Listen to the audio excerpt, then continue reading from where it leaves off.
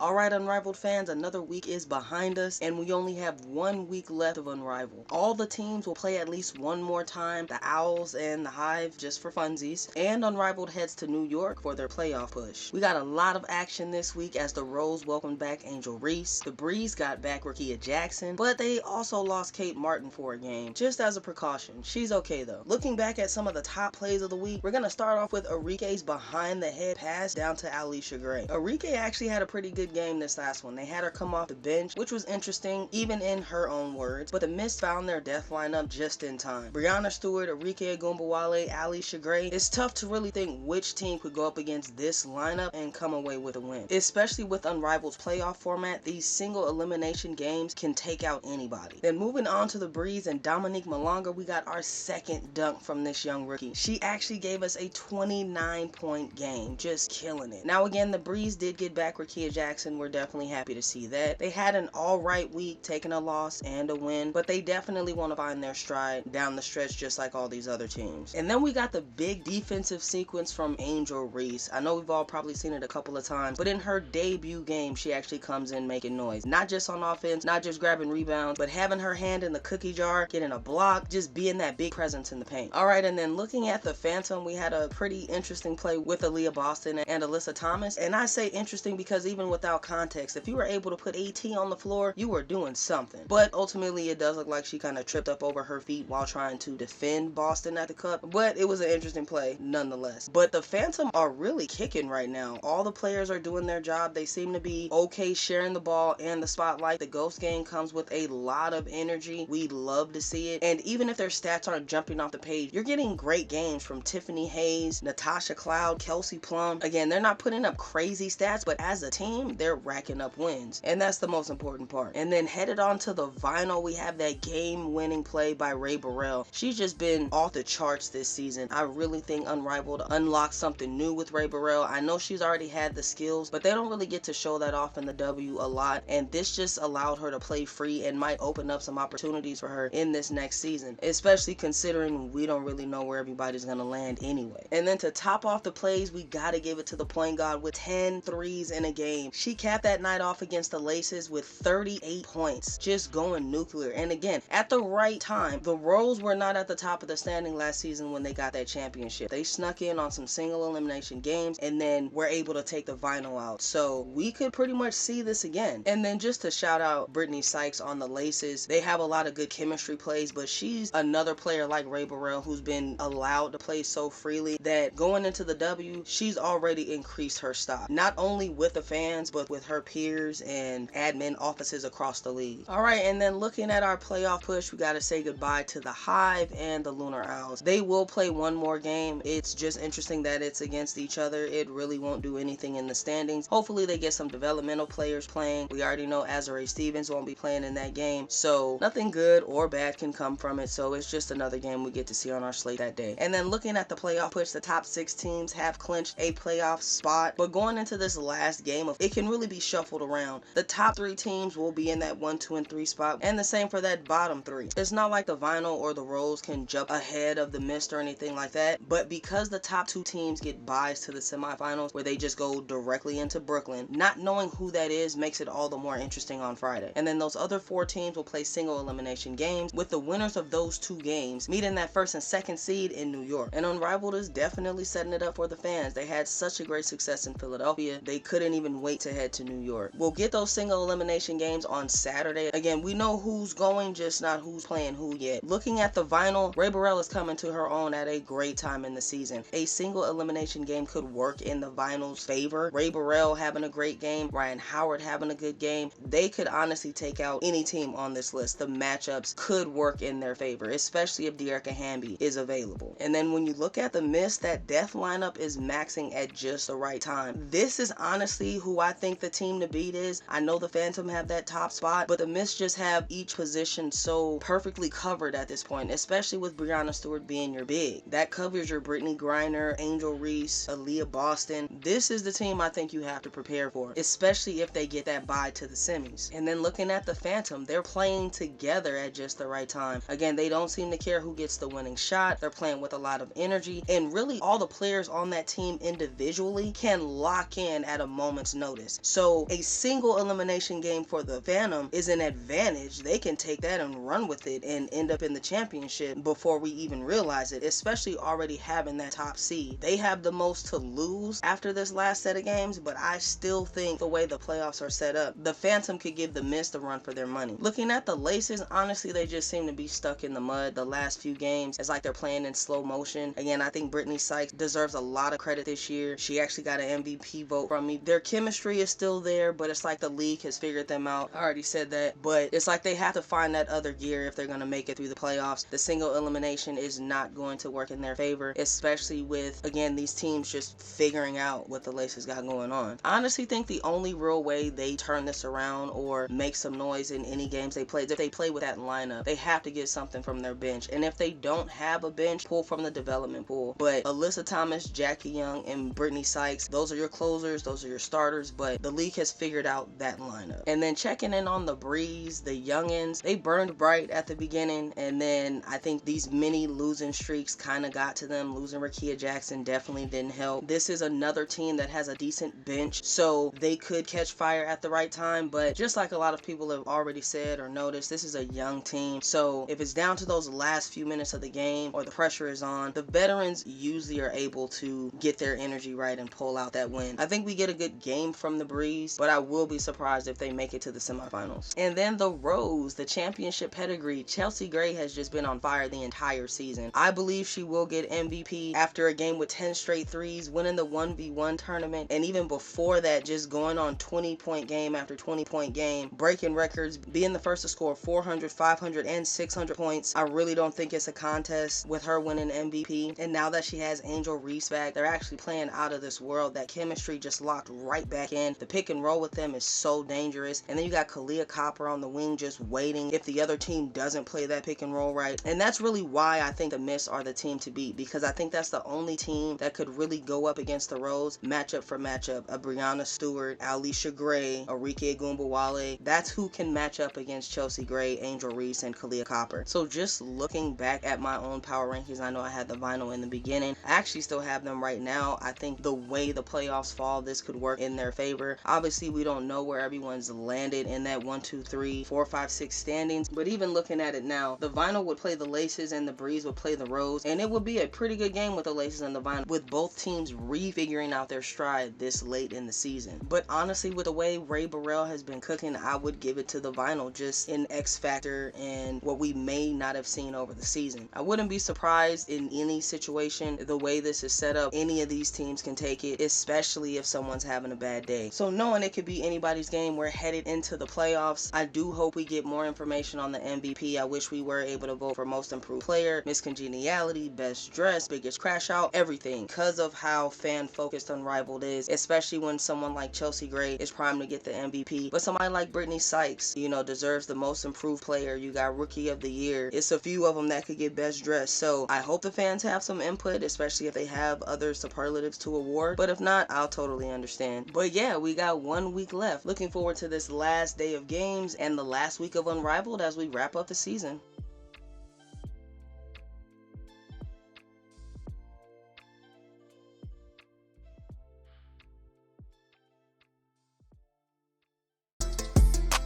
Don't forget to like and subscribe, players.